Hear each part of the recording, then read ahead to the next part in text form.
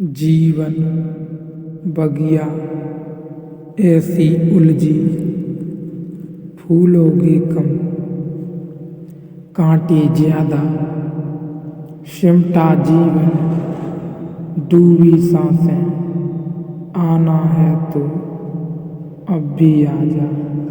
यदि आपने अभी तक इस अनूठी यात्रा का अंतिम अध्याय नहीं देखा है तो कृपया करके अंतिम अध्याय देखें, उसके बाद ही इस अध्याय में प्रवेश करें। यह अध्याय अभी प्रारंभ की हो रही है।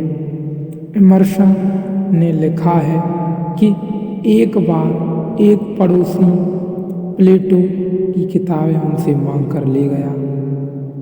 अब प्लेटो 2000 साल पहले हुआ है और दुनिया के थोड़े से अनूठे विचारकों में से एक। कुछ दिन बाद इमर्सन ने कहा, किताबें पढ़ ली हों तो वापस कर दें। वह पड़ोसी लौटा गया। इमर्सन ने पूछा, कैसी लगी? उस आदमी ने कहा कि ठीक।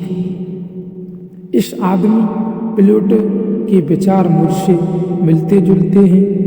कई दफे तो मुझे ऐसा लगा कि इस आदमी को मेरे विचारों का पता कैसे चल गया। प्लेटो 2000 साल पहले हुआ है। इसको शक हो रहा है कि इसने कहीं मेरे विचार तो नहीं चुरा लिए। कृष्ण में ऐसा शक बहुत बार होता है, इसलिए कृष्ण पर सदियां बीत गईं, टीकाएं चलती जाती हैं। हर सदी अपना अर्थ खोज लेती है, हर व्यक्ति अपना अर्थ खोज लेते हैं। कृष्ण की गीता स्याही के धब्बे जैसी है। एक कुशल राजनीतिज्ञ का वक्तव्य है, अष्टावक्र की गीता में तुम कोई अर्थ न खोज पाओगे। तुम अपने को छोड़कर चलोगे तो ही अष्टावक्र की गीता स्पष्ट होगी। अष्टावक्र का सुस्पष्ट संदेश है, उसमें जरा भी तुम अपनी व्याख्या न डाल सकोगे। इसलिए लोगों ने टीकाएं नहीं लिखी। टीका लिखने की जगह नहीं है, तोड़ने मरोड़ने का उपाय नहीं है।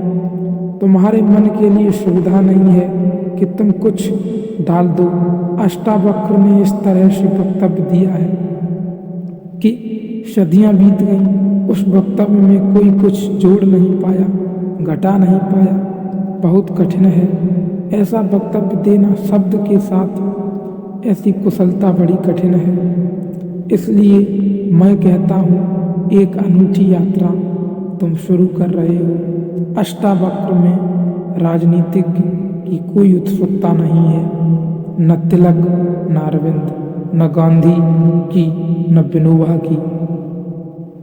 किसी की भी कोई उत्सुकता नहीं है, क्योंकि तुम अपना खेल न खेल पाओगे। तिलक को उकसाना है, देशभक्ति उठाना है, कर्म का ज्वार।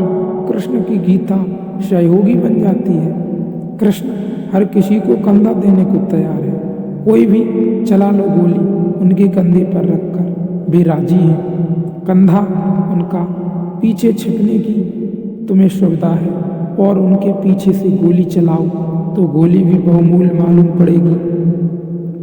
अष्टावक्र गीता किसी को कंधे पर हाथ भी नहीं रखने देते। इसलिए गांधी की कोई उत्सुकता नहीं, तिलक की कोई उत्सुकता नहीं, अरविंद विनोबा को कुछ लेना देना नहीं, क्योंकि तुम कुछ थोप न सकोगे। राजनीति की सुविधा नहीं। अष्टावक्र राजनीतिक पुरुष नहीं। यह पहली बात ख्याल में रख लेना जरूरी है। ऐसा सुस्पष्ट खुले आकाश जैसा वक्तव्य जिसमें बादल ही नहीं है, तुम कोई आकृति देख न पाओगे।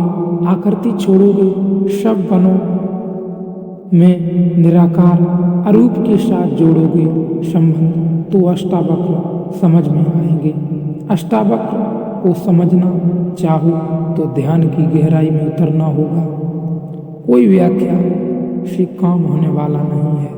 और ध्यान के लिए भी अष्टावक्र नहीं कहते हैं कि तुम बैठकर राम राम जपो। अष्टावक्र कहते हैं तुम कुछ भी करो वह ध्यान न होगा। करता जहाँ है वहाँ ध्यान कैसा?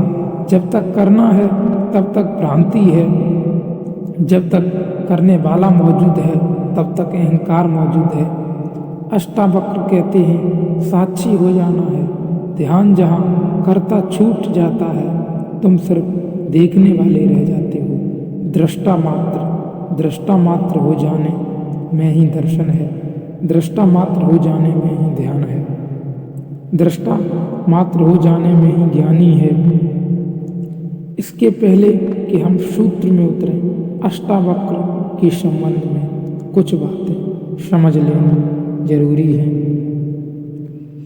ज़्यादा पता नहीं है क्योंकि न तो वे सामाजिक पुरुष थे, वे भी बड़े अजीब भरोसा करने योग्य नहीं, लेकिन समझोगे तो बड़े गहरे अर्थ खुलेंगे। पहली घटना, अष्टावक्र पैदा हुए, उसके पहले की पीछे का तो कुछ पता नहीं। गर्भ की घटना, पिता बड़े पंडित, अष्टावक्र माँ के गर्भ में। पिता रोज वेद का पाठ करते हैं और अष्टावक्र गर्भ में सुनते हैं। एक दिन अचानक गर्भ से आवाज आती है कि रुको भी, यह सब बकवास है, ज्ञान इसमें कुछ भी नहीं, शब्दों का संग्रह है। शास्त्र में ज्ञान कहाँ, ज्ञान स्वयं में है। शब्द में सत्य कहाँ, सत्य स्वयं में है। पिता स्वभावतः नाराज हुए। एक तो पिता, फिर पंडित और गर्भ में छिपा हुआ बेटा। इस तरह की बात कहे, अभी पैदा भी नहीं हुआ, क्रोध में आ गए और आग बबूला हो गए। पिता का अहंकार चोट खा गया। फिर पंडित का अहंकार, बड़े पंडित थे, बड़े विवादी थे, बड़े विद्वान थे, शास्त्रार्थी थे।